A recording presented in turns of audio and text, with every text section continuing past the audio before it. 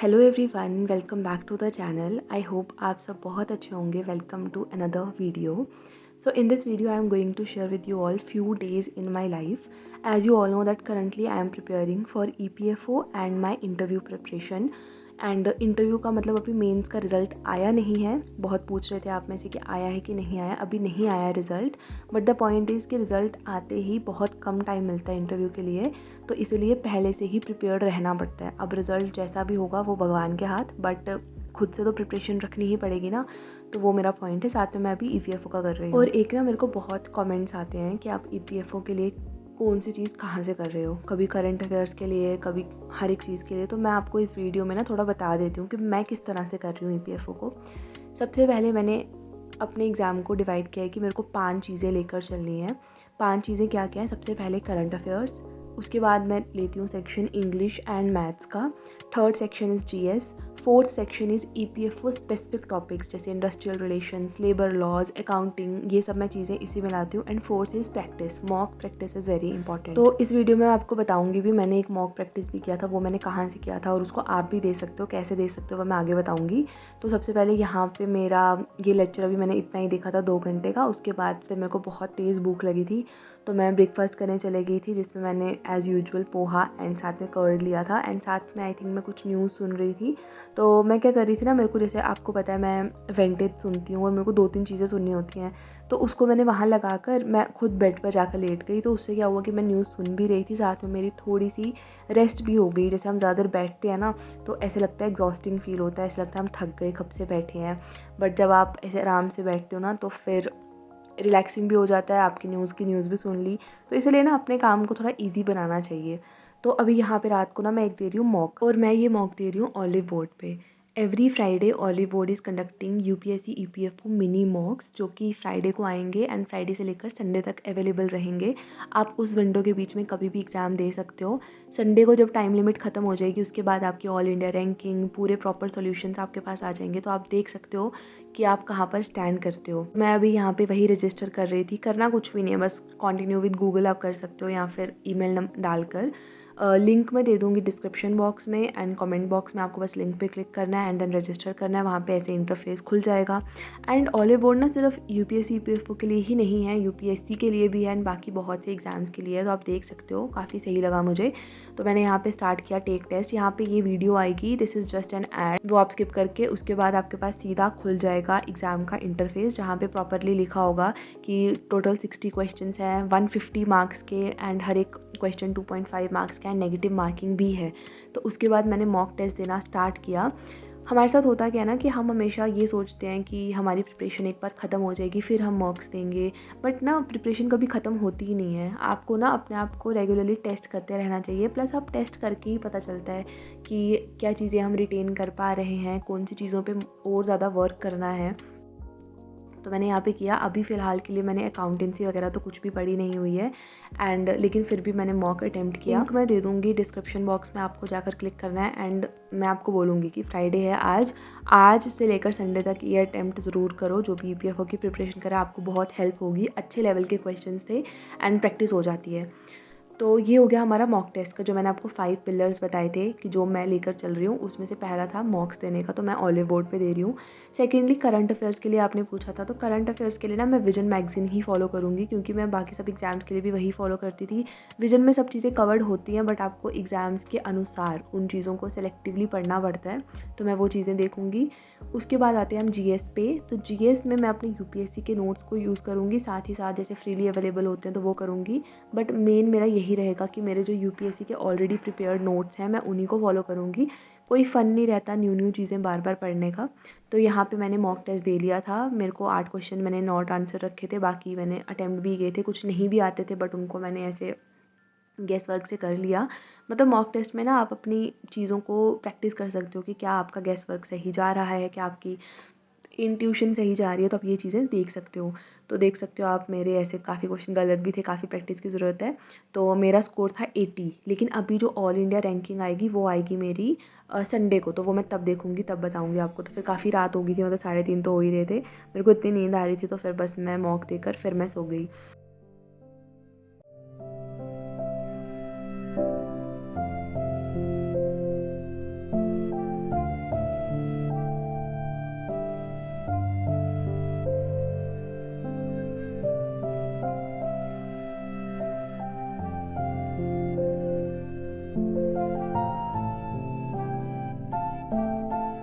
उसके बाद हमारा टॉपिक आता है EPFO स्पेसिफिक टॉपिक्स। तो वो मैं कहाँ से कर रही हूँ, तो देखो आपको यूट्यूब पे ना बहुत से लेक्चर्स मिल जाएंगे। आप कोई कोर्स लेना चाहते हो तो आप वो भी ले सकते हो। एट द लास्ट ना खुद पढ़ना इंपॉर्टेंट है। चीज़ें मिल जाती हैं सब जगह। टेलीग्राम पे काफ़ी ग्रुप्स हैं, जैसे मैंने तो अभी 2 ही फॉलो कर रखे हैं। एक अमित सर का है जो कि पहले स्टडी IQ में पढ़ाते थे, बट अब उनका खुद का चैनल है, तो अमित सर को मैं फॉलो कर रही हूँ। एक मैं क्लियर विजन फॉर UPSC करके है, उनको फॉलो कर रही हूँ। एंड एक मैं स्टडी IQ को भी फॉलो कर रही हूँ। PW भी है, PW में भी काफ़ी वीडियोज़ है। तो ये 3-4 चैनल्स हैं। मतलब आपको ना मिक्स मैच करके ही पढ़ना पड़ता है। ऐसा सच नहीं होता कि आपको एक चीज़ मिल जाएगी आप वहीं से कर लोगे सब कुछ। जैसे कुछ टॉपिक्स ईजिली समझ आ जाते हैं, इंसान उसको कम टाइम दे लेता है। कुछ चीज़ें डिफ़िकल्ट होती हैं तो उसको ज़्यादा टाइम दे लेता है। तो इस टाइम मतलब आपको अपनी स्ट्रेंथ्स और वीकनेसेस को पहचानना होता है किसी भी एग्ज़ाम को लेकर। तो बस यही मेरा सीन है। अभी मेरा इसी टाइप से प्रिपरेशन चल रही है। अभी बीच में वैसे थोड़ी प्रिपरेशन वापस से डगमगा गई थी, क्योंकि जैसे आपको पता है जम्मू एंड कश्मीर में मौसम बहुत ख़राब था। अभी तो टचवुड सही चल रहा है यहाँ पे, बट बाकी स्टेट्स में बुरा हाल है। तो बी ग्रेटफुल, अगर आप बिल्कुल सही सलामत हो, घर पर हो, अच्छा है सब कुछ, तो be grateful for each and everything. हमें तब तक चीज़ों की रियलाइजेशन नहीं होती है जब तक हम पे नहीं आ जाती है। तो लेकिन अभी फ़िलहाल सब कुछ सही था। और बीच में मेरे घर पे थोड़े गेस्ट भी आ गए थे। फिर उसके बाद तो ऐसी थोड़ी चीज़ें ना, और साथ में मैंने जैसे ब्रेक भी ली ना, अभी मेरा ना ऐसे पढ़ने का कुछ मन नहीं कर रहा। जैसे मैं पढ़ सकती हूँ, जो मुझे पता है मेरा पोटेंशियल क्या है, बट वैसा मन नहीं कर रहा रूटीन में आने का। थोड़ा टाइम वेस्ट भी हो रहा है, but still I am trying. तो अभी मैं सोच भी रही हूँ कि मैं कंसिस्टेंसी चैलेंज लूँगी। अभी मैं सोच रही हूँ उस चीज़ के ऊपर, क्योंकि जब एक बार फिर कोई वादा कर दिया तो वो चीज़ निभाने वाली चीज़ है मेरा। या तो वादा करो ही मत, बट अगर कर दिया तो उस चीज़ को निभाना है। अभी सोच विचार चल रहा है, थोड़ी सी चीज़ें स्टेबल हो जाएँ, थोड़ी सी मेरी कंसिस्टेंसी अच्छे से बन जाए, तो फिर मैं लूँगी और फिर आप सबके साथ भी शेयर करूँगी ही। तो अभी यहाँ पर मैं कर रही थी क्वांट। तो जैसे कि ना हमारी प्रिपरेशन तो चलती रहती है, बट कुछ चीज़ें ऐसी होती हैं जो कि आपको रेगुलर बेसिस पर लेकर चलनी चाहिए, जिसमें से एक आता है इंग्लिश, एक आता है मैथ्स। मतलब मैं मैथ्स ही बोलती हूँ, उसमें क्वांट और ये सब चीज़ें आ जाती हैं, रीजनिंग भी उसी में इंक्लूडेड है। तो मैं यहाँ पे जो RS अग्रवाल है, अब जैसे इंग्लिश और मैथ के लिए मैं क्या फॉलो कर रही हूँ, तो इंग्लिश के लिए SP बख्शी अच्छी है, अरिहंत की, जो कि मैंने सुना है। और मैथ्स के लिए आप RS अग्रवाल यूज़ कर सकते हो। यूट्यूब लेक्चर्स का भी हेल्प लेती हूँ। सिर्फ ऐसा नहीं है कि इन बुक्स पे रिलाई करती हूँ, क्योंकि टाइम लगता है जब आप खुद से चीज़ें पढ़ते हो और प्लस आपको कोई समझा दे, तो दोनों में फ़र्क है। तो जैसे मैं कुछ चीज़ें खुद से कर लेती हूँ, कुछ चीज़ें यूट्यूब से देख लेती हूँ। तो मतलब आपके पास हर एक सब्जेक्ट की एक बेसिक बुक होनी चाहिए। उसके अलावा आप फिर कोई भी लेक्चर्स फॉलो करो, और at the last practice is important. Previous year questions देखो सॉल्व हो पा रहे हैं कि नहीं हो पा रहे हैं। तो मैं भी RS अग्रवाल से ही नंबर सिस्टम के कुछ क्वेश्चंस देख रही थी। फिर मेरे को रियलाइज़ हुआ कि ये मैंने काफ़ी कुछ UPSC के CSAT के लिए पढ़ रखा है, तो मेरे को अपने पुराने नोट्स को भी रेफ़र करना चाहिए। बट उस टाइम पे मैं यहीं से फॉलो कर रही थी। तो इस तरह से मैं EPFO की प्रिपरेशन कर रही हूँ। मैंने आपको सभी बता दिया। तो बेसिकली कहने का मतलब यही है कि आपको जो आपने चीज़ें ऑलरेडी पढ़ रखी हैं उनको पढ़ना है। जो चीज़ें न्यू हैं, जो हम CSAT में करते हैं जैसे इंग्लिश और मैथ, उसको और ज़्यादा पॉलिश करना है। और जो चीज़ें बिल्कुल EPFO स्पेसिफिक हैं उनको हमें और ज़्यादा ध्यान देना है। तो उसको आप कोई भी लेक्चर्स फॉलो कर सकते हो, कोई भी यूट्यूब सीरीज़ देख सकते हो। और इसके बाद अभी मैं इंडस्ट्रियल रिलेशंस कर रही थी। ये अमित सर के चैनल पे, अमित सर के टेलीग्राम चैनल पे फ्रीली अवेलेबल PDF है, तो मैं वहाँ से कर रही थी। देखो आपको हर जगह ना बहुत सी चीज़ें मिल जाएंगी, बट यही रहता है कि आप एक चीज़ रखो, उसको रिवाइज़ करो मल्टीपल टाइम्स, एंड विश्वास रखो अपनी प्रिपरेशन पे। कहना ईजी होता है, करना मुश्किल होता है, क्योंकि अभी मेरे साथ भी ऐसा हो रहा है। कहने को तो आपको मैं बहुत कुछ कह रही हूँ, बट मेरा भी अभी रूटीन इतनी सही चल नहीं रही है। पढ़ रही हूँ मैं, लेकिन ना वो सेटिस्फेक्शन तभी आती है जब आप कंसिस्टेंटली सुबह शाम रोज़ अच्छे से पढ़ो। तो मेरा भी थोड़ा अप एंड डाउन ही चल रहा है। बीच में कुछ दिन अच्छे भी गए थे, फिर बीच में कुछ दिन वापस ब्रेक हो गई, फिर बीच में कुछ अच्छे दिन गए, फिर कभी कोई गेस्ट आ गए। तो ये सब चलता रहता है, part of life. And secondly जब हमारे एग्ज़ाम सर पे होते हैं ना, या फिर बहुत पास टाइम, तो मतलब खुद ब खुद ही पढ़ा जाता है। बेशक दिमाग थक गया हो, बट आप बहुत एफर्ट्स डालते हो, और आप उस टाइम ना डिस्ट्रैक्शंस भी डिस्ट्रैक्ट नहीं कर पाती, क्योंकि आपको पता है कि अभी सामने गोल है और इस एग्ज़ाम को पढ़ना है। लेकिन जब एग्ज़ाम दूर होता है, या फिर टाइम है एग्ज़ाम में, या फिर अभी अभी आपने कोई बड़ा एग्ज़ाम दिया है, तो अभी आप बाकी चीज़ों से ओवरकम ही कर रहे हो, तो बहुत मेहनत लगती है यार। मतलब मेरे साथ तो मैं फ़ील कर पा रही हूँ ये चीज़ें, और पहले भी होती हैं, ऐसा नहीं है पहले कभी नहीं हुई हैं। तो इसलिए मतलब आप बहुत लोग पूछते हैं कि आप इतना कैसे पढ़ लेते हो, या आप इतने डिसिप्लिन्ड हो, हम ऐसे नहीं हैं। आप स्टूडियस हो, हम ऐसे नहीं हैं। मैं भी ऐसे नहीं हूँ यार, मतलब पढ़ लेती हूँ, बट ऐसा नहीं है कि मेरे को बहुत ही पसंद है पढ़ना, या फिर मैं तो भाई कितना ही पढ़ लेती हूँ, ऐसा कुछ भी नहीं है। मेहनत करनी होती है, जहाँ पे हार्ड वर्क करना होता है, जहाँ पे आपको कुछ अच्छी चीज़ें छोड़ के या फिर वैसी चीज़ें छोड़ के जहाँ पे आपको इंस्टेंट रिवॉर्ड मिल रहा है, कुछ ऐसी चीज़ें करना जहाँ पे आपको इन फ्यूचर रिवॉर्ड मिलेगा, और मिलेगा नहीं पता, उसके लिए आपको एफर्ट्स देने पड़ते हैं, मन मार के बैठना पड़ता है। तो ये मेरे साथ भी होता है। मेरा कोई ऐसा नहीं है कि मेरे को बड़ा मज़ा आता है, मैं भी बैठ जाऊँ कोई सीरीज़ लगा कर, मैं भी बैठ जाऊँ कोई मूवी देखने के लिए, उसमें तो ज़्यादा मज़ा आता है। बट पॉइंट है कि आपको लॉन्ग टर्म में सोचना पड़ता है एंड ये खुद को बोलना पड़ता है कि आपको क्या चाहिए इन फ्यूचर।